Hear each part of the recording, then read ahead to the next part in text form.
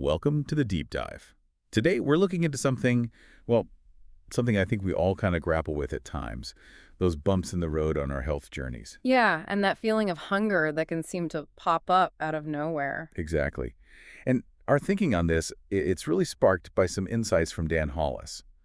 The sources we're looking at today, they offer a perspective that goes a bit beyond the simple physical reasons why we might get off track or crave things. Right. It's not just about, calories or willpower in the traditional sense. Mm, Our mission here in this deep dive is to really explore what's being termed emotional hunger, mhm. and also how we can navigate setbacks, those failures, with what Hollis actually calls graceful failure. We want to understand what these ideas could mean for you, practically speaking. Okay, so let's start there. The first big idea from Hollis is this. Hmm. Emotional hunger sounds like a craving, but it's actually a question, a need asking to be seen, Ooh, that's powerful. isn't it? And the sources we dug into, they suggest we often misinterpret what we're really longing for. Right. We think it's food we need. Yeah, but it might actually be, fatigue setting in, or maybe feeling a bit lonely, or just completely overwhelmed. And so the pantry or the fridge, it becomes this sort of default destination. We head there looking for connection, maybe, or comfort, or even just a moment of clarity, a pause. That makes sense. Now, here's where it gets really interesting. One source brings up semaglutide. Ah, yes. Ozempic or Wegovy. People might know those names. Right. And it was originally for type 2 diabetes, wasn't it? It was, yeah. It's a GLP-1 medication. Fundamentally, it helps regulate blood sugar, but a major side effect, the one that got a lot of attention, is that it reduces the feeling of physical hunger. Which obviously led to using it for weight management. Exactly. But this is where Dan Hollis's view is so key. He points out that semaglutide, it mainly tackles the biological hunger, the physical sensation. Right. But, and this is the quote you mentioned earlier, semaglutide isn't the solution to emotional eating. It's the silence that lets you find one. Wow. The silence that lets you find one. So it quiets the physical noise. Precisely. It turns down the volume on those constant hunger pangs, potentially giving you the mental space to actually hear, maybe for the first time clearly, what those underlying emotional needs might be. So Hollis sees the real strength of these GLP-1 drugs, not just in, making you less hungry, Right, not just appetite suppression. but as a chance, an opportunity maybe, to rebuild your identity around food, Wow. your habits, your emotional awareness, all while those physical cravings aren't shouting so loudly. Exactly. It's like it clears the stage a bit. And this reframes how we think about cravings, too. How so? Well, instead of seeing them as the enemy, something you just have to battle with sheer willpower. Which is exhausting. Totally exhausting. Hollis suggests viewing them as messengers. Messengers. Okay. Yeah, messengers trying to deliver some insight about what needs aren't being met on an emotional level. So it goes way beyond just tracking macros and meal plans, like one source said. Absolutely.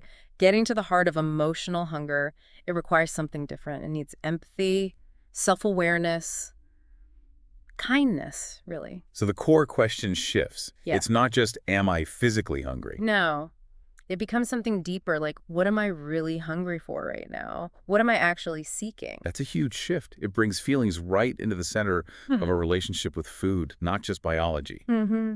It's a more complete picture. Okay, let's pivot then. The second major theme from Hollis, failing gracefully. Right.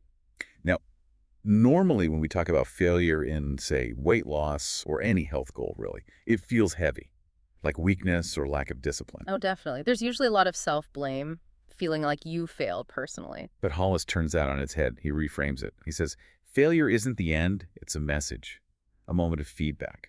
And sometimes it's the most honest conversation you'll ever have with yourself. I love that last part. Me too.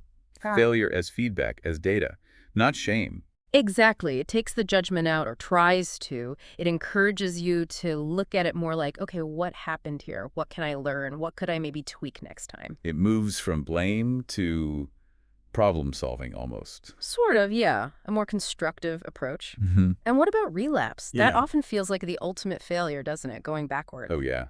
Devastating sometimes. But Hollis has this really interesting take. He suggests it's not necessarily a betrayal of progress. Okay. It could actually be, and this is his phrasing, the brain asking for the old familiar rhythm. Like our brains just default to old patterns under stress. Kind of. Our brains love familiarity, what feels safe or known. Hmm. So slipping back might not always be a conscious choice, but more like a subconscious pull. And Hollis warns that just trying to ignore that pull without understanding it can lead to a bigger break down the line, like a fracture. That makes sense. He also suggests that hitting a wall, experiencing a setback, might not always signal personal weakness. Right. What else could it be? It might mean your support system needs reinforcing. Maybe you need more help, different tools, better strategies. It shifts the focus off just you. That's a really important point. It highlights that we don't exist in a vacuum. Our environment, our support network, it all plays a huge role. We aren't meant to do it all alone. And he even uses the word sacred for setbacks. Hmm. He says they can be sacred. If we approach them with curiosity instead of judgment, that's a massive mental shift. It really is. It suggests there's real gold, real insight hidden in those tough moments. But you have to be willing to look without beating yourself up first. You have to be curious, not critical. Which leads to this killer insight he shares. The shame isn't in failing. The shame is in pretending you were supposed to be perfect. Oof. Yeah, that just lands, doesn't it? It really does. It's permission to be human. Because the path to anything worthwhile is never, ever a perfectly straight line. There are always going to be stumbles. Always. So grace in this context isn't about avoiding falls? No. It's about how you respond after you stumble. It's about finding better tools, maybe different support, learning something, not just assigning blame, especially to yourself. It's a kinder, more productive way to react. Instead of getting trapped in that shame spiral, you ask, okay, what did I learn? What's one small step I can take now? And Hulls gives us this really powerful question to ask ourselves in those moments. What story am I telling myself about this failure? Hmm. And is that story helping me become who I want to be? That's where the agency comes back in, isn't it? We get to choose the narrative. We can examine that automatic story, I'm useless, I'll never get this right, and decide if it's actually serving us. And choose a different story if it isn't, one that empowers instead of paralyzes. Exactly. So this whole idea of failing gracefully, it obviously applies way beyond just weight or exercise goals. Oh, absolutely. It's Yeah. about how we handle any misstep in life, Mm. right? Learning to, fail forward, keep moving, keep learning. These are really life skills, not just diet tips. Principles for navigating the messy reality of being human. So wrapping up then, we've explored these two really big ideas thanks to Dan Hollis's insights. First, seeing emotional hunger not just as a craving, but as a question, a signal for an unmet need. Uh-huh. A need asking to be seen. And second, reframing failure. Not as an endpoint, not as shame, but as valuable feedback, as data.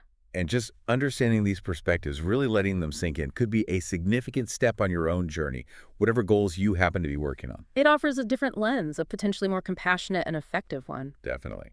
So here's a final thought for you to maybe mull over. Think about a time you felt a really intense craving come out of the blue. Or maybe a time you hit a setback, something that felt like a failure. Mm. Now, considering what we've talked about, Dan Hollis's ideas, Yeah. what might that craving have really been about? What question might it have been asking? Or what feedback, what message was hidden in that setback? What was it trying to tell you? Hmm. What could you learn if you looked with curiosity instead of judgment? Yeah. Something to explore. We really encourage you to take these ideas and see how they might apply in your own life.